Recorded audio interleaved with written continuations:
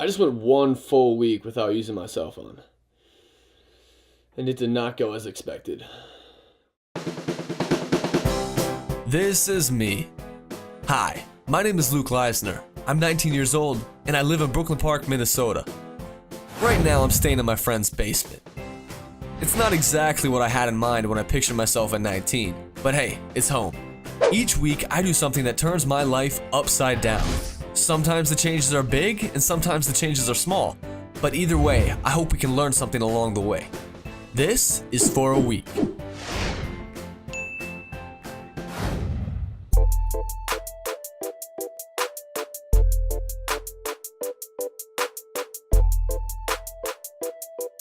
The first thing I had to do was think of a creative way to temporarily dispose of my cell phone. This is what happened.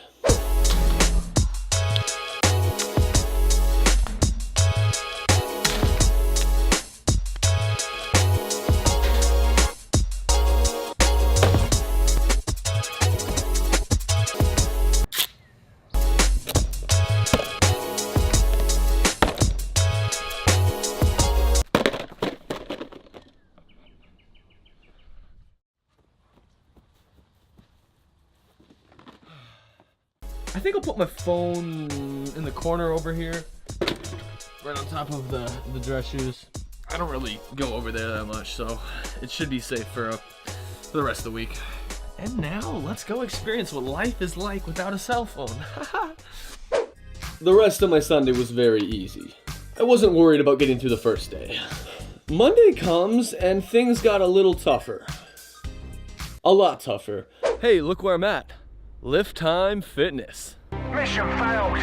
We'll get them next time. Okay, I don't want to sound like a complainer or anything, but this not having a cell phone is really starting to stink. I always work out with music, and I stream my music through an app on my phone.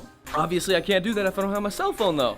So now I'm gonna have to go through the next 6 days without being able to listen to music. I'm starting to rethink this.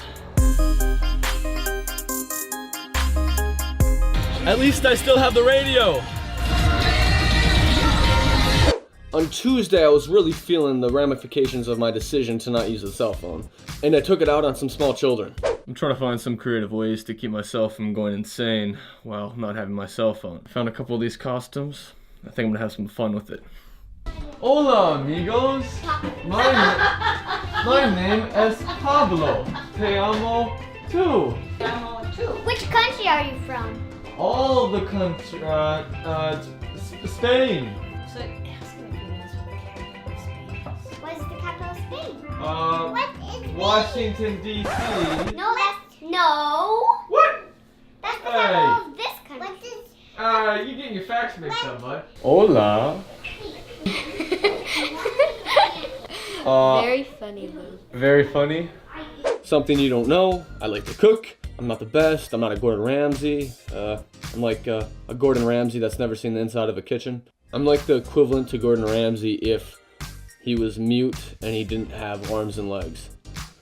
And he was blind. So that's probably my skill level in cooking. But I know enough where I'm not eating Totino's pizza rolls and Hot Pockets all day. And the problem with cooking is you have a lot of downtime. You're either boiling water, you're frying stuff in the pan, you're cooking things in the oven.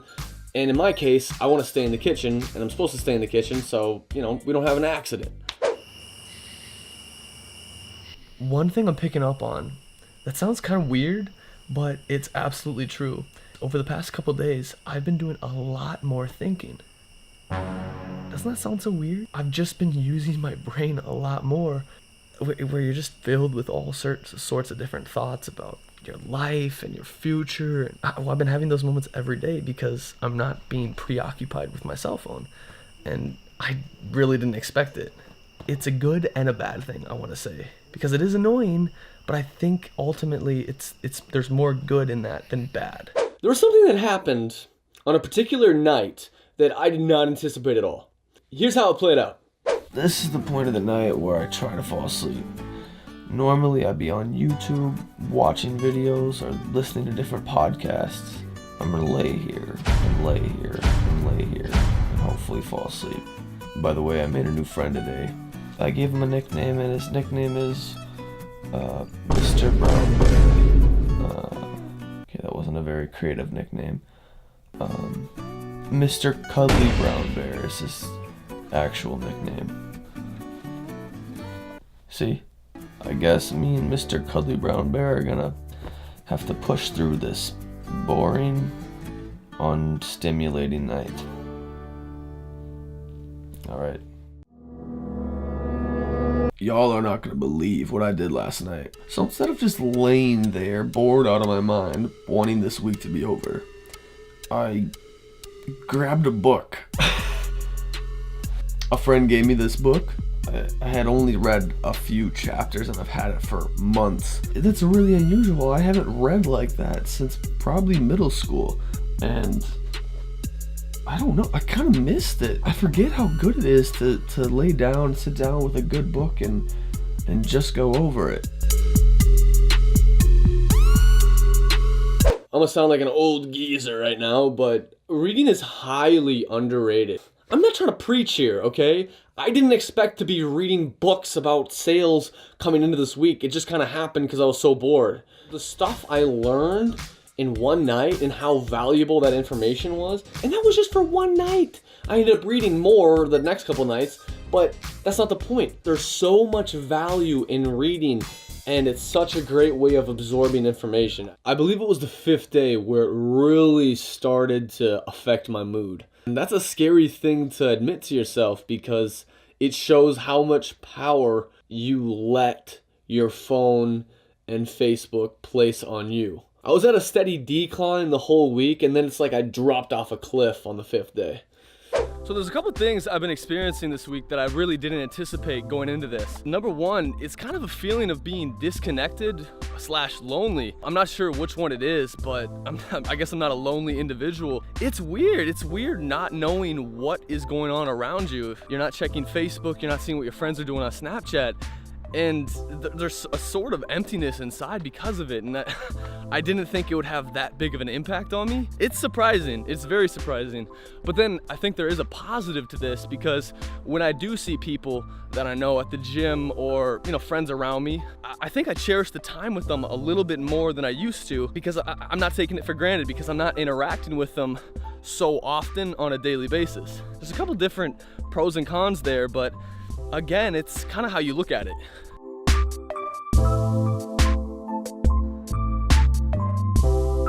And then we finally arrive at the evening of day 6. See the time? Do you see it? It is 10:14. T-minus 1 hour and 46 minutes, if my math is correct. I'm not even that excited to use my phone. I get to use my phone.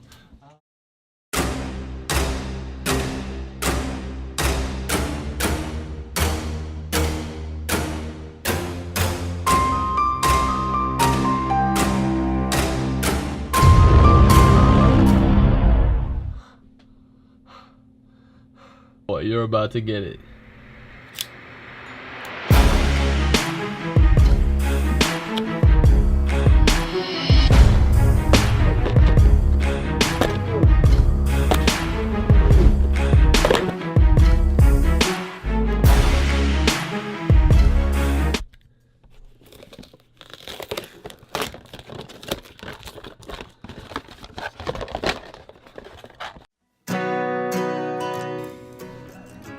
Oh, 14. Hey, look at that.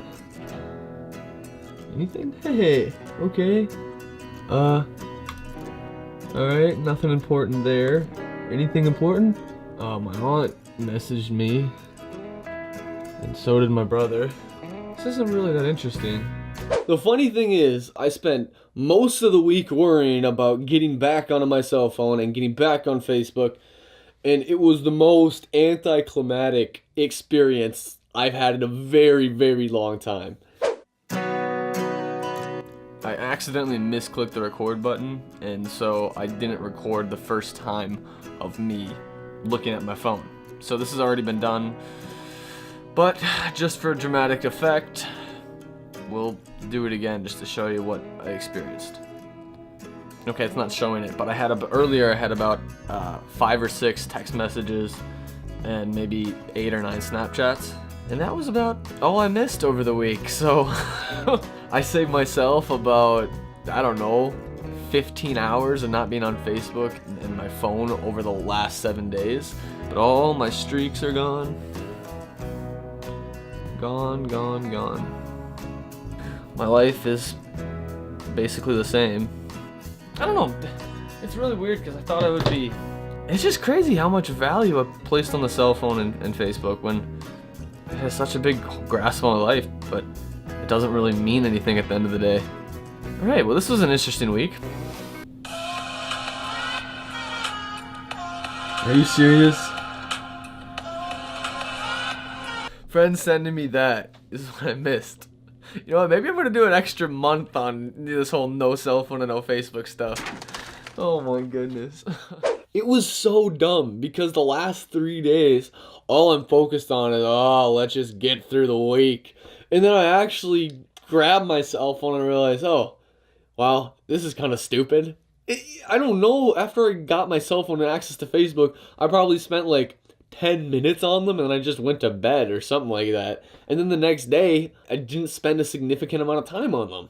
It really opened my eyes to how much time I had been investing into these different forms of communication and entertainment. Social media can burn up so much of your time so quickly. I'm looking at Snapchat and I think it's great because it gives me an opportunity to connect with a lot of people that I wouldn't talk to otherwise. But I look at it and I look at my snap scores and I have snapped, I don't know if you can see it, but I've sent 61,000 snaps and I've received 63,000.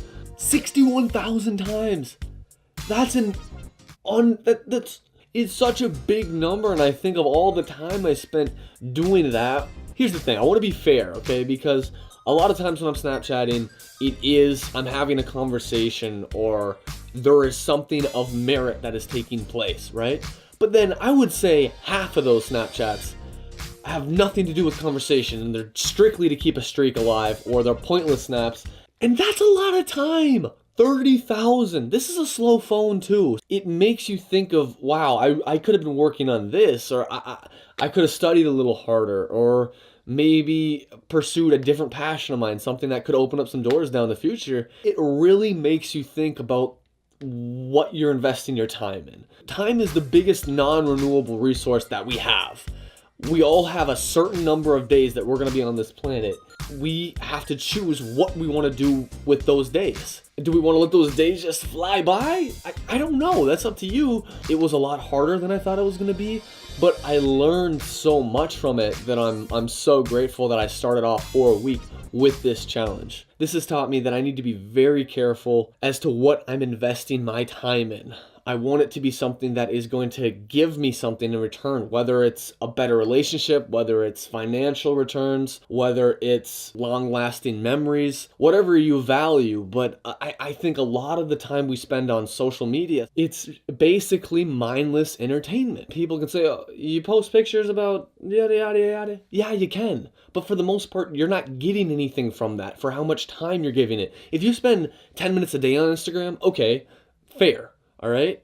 But if you're checking it every hour, every 30 minutes to see what updates, that's probably taking up too much of your time. Just as Snapchat, every time someone Snapchat me, I would have to open it instantly. And now I got 6 or 7 snaps waiting for me and I don't even respond for a couple days. I think I'm done with my soliloquy. If you didn't like the video, make sure you let me know. Hit the dislike button, write a strongly worded letter, complain to your manager, I don't know. If you liked it, let me know. And you can subscribe as well. If you subscribe, there will be notifications as to when the next videos come out. Oh, and you can add me on the Snapchat. That's all the social media I'm on right now, at Luke Leisner. It doesn't matter who you are, what color you are, what your favorite food is, if you're a cat or dog person. I don't care about those things. You can add me on the Snapchat, we can have a conversation, you can tell me about your favorite pair of socks. I don't know. I don't know what's gonna happen, but I look forward to seeing you. Anyways, bye.